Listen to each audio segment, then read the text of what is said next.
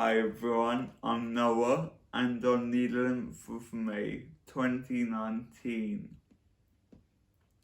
I fell from the railings on Brighton seafront.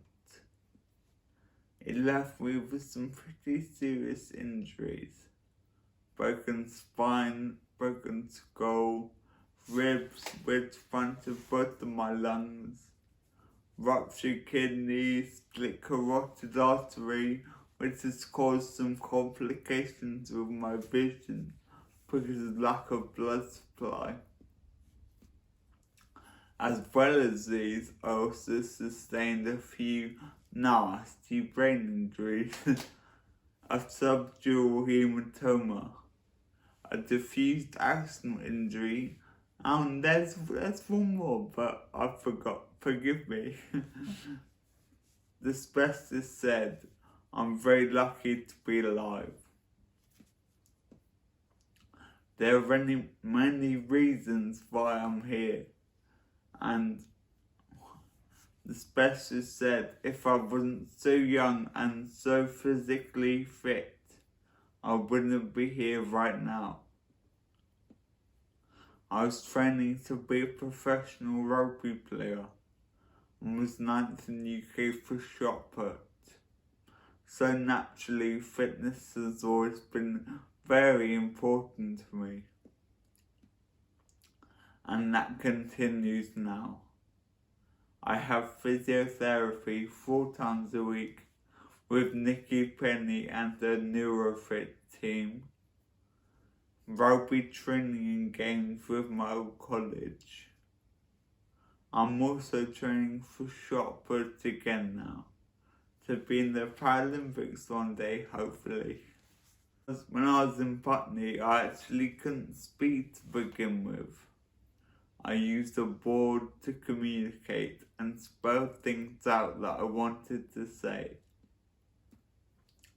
This made me realise that some people had some real problems with their spelling. After a long time working with several speech therapists, I finally got to a point where I began to speak. My voice to begin with was very high pitched and slightly embarrassing, but it's slowly going back to normal. One thing that really helped this was music therapy. Singing practice really got me using my vocal cords and doing things that my brain hadn't had to do for a while. It really helped me on my way to recovery that I'm still on. You might look at me now and think, apart from the crutches, there doesn't seem like there's much to work on. But believe me, there's still a lot I want to improve. If you saw me 2 years ago, you wouldn't believe that it's the same person here in front of you. Even a year ago. All the way through, there's been a page on Instagram called Come On Noah, which has kept track of my progress through since the accident. My parents set it up because they used to get a lot of messages. They used to post daily updates for a while, which was very useful because my memory was a little fuzzy at the time. Then when I started to emerge, it became my rehab story. It has around 600 posts now and 6,000 followers. Back at the start, my days were very regimented and structured, with 2 or 3 sessions of physio, speech and occupation therapy per day, but also things like music therapy and lunch club. Lunch club was where a group of us, with most of the occupational therapists, would prepare our food for lunch. And after we'd done this, we'd all sit together and practice our eating. You don't realise how difficult it is to eat. After being fed through a tube through a hole straight to my stomach. This was nice, even if I was on a puree diet. We made really nice food, and I had to blitz mine up to make it safe for me to eat. Sleeping was near enough impossible, with sirens, bells, and lights going off frequently. I brought eye masks and sound-cancelling headphones to bed every night. I didn't feel like life was real for a while. I guess so much had changed for not just me, but my whole family and friendship group, that I think I struggled to comprehend what happened and to understand a lot in everyday circumstances. I'm not here to say that I used to be here and things just got better, because that wouldn't be true. I've got to where I am through hard work over a long period of time. I've got a saying, recovery will take two things, lot of time and effort. But I've got plenty of time and I always put in 100%. Saying this to myself and others helped me keep a positive mental attitude through it all. When you're busy making the improvements and changes, you don't feel them as much. That's why it's good to keep a record of things so you can reference. And it gives you an idea of when you achieve something. So for me, the Instagram. Everybody knows the cliche saying of, you don't know what you've got until it's gone. This is so true.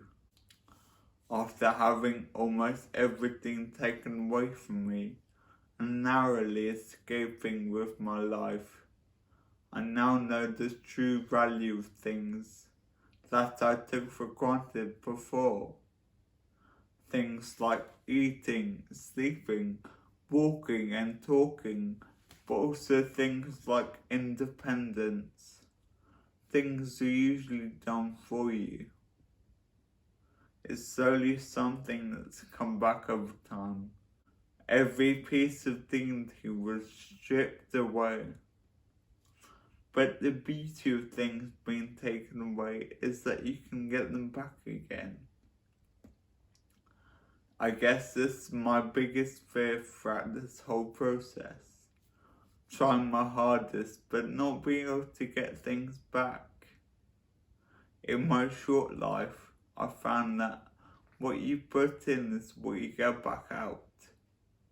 And the attitude has got me this far. 2.5 years on, I found that you're often told the worst case scenario in a lot of medical situations. For me, the outcome's been quite the opposite.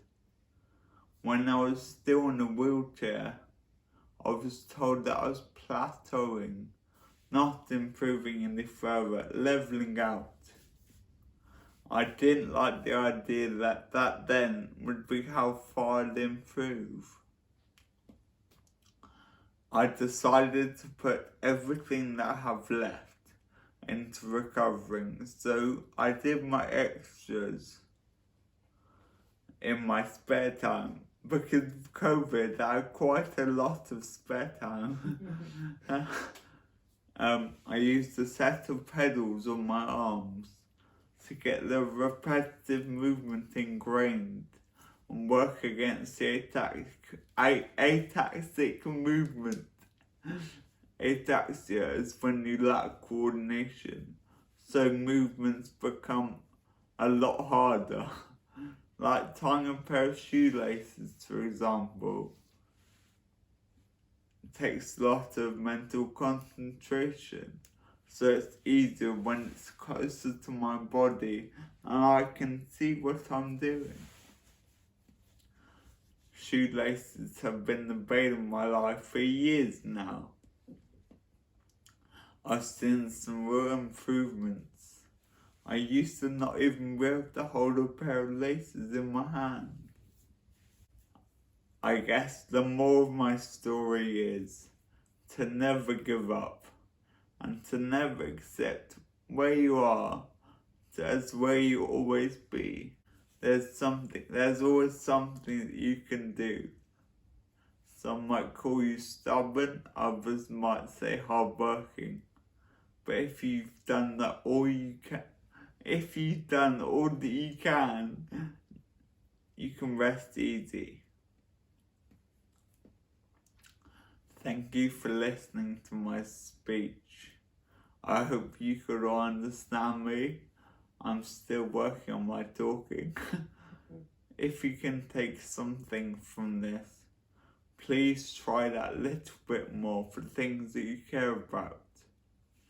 Over time, things will all add up.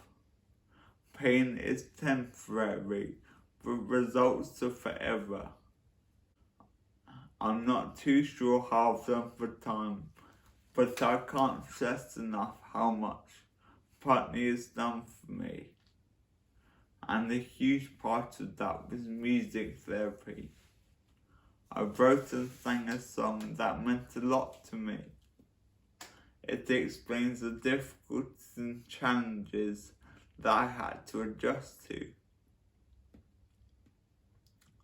Writing this really made me use my cognitive skills, trying to make it all work with a tune. Music therapy was a huge part of my recovery, and I feel like it can help a lot of people in a similar position to me. Anyway, have a lovely Christmas and a Happy New Year. Alright.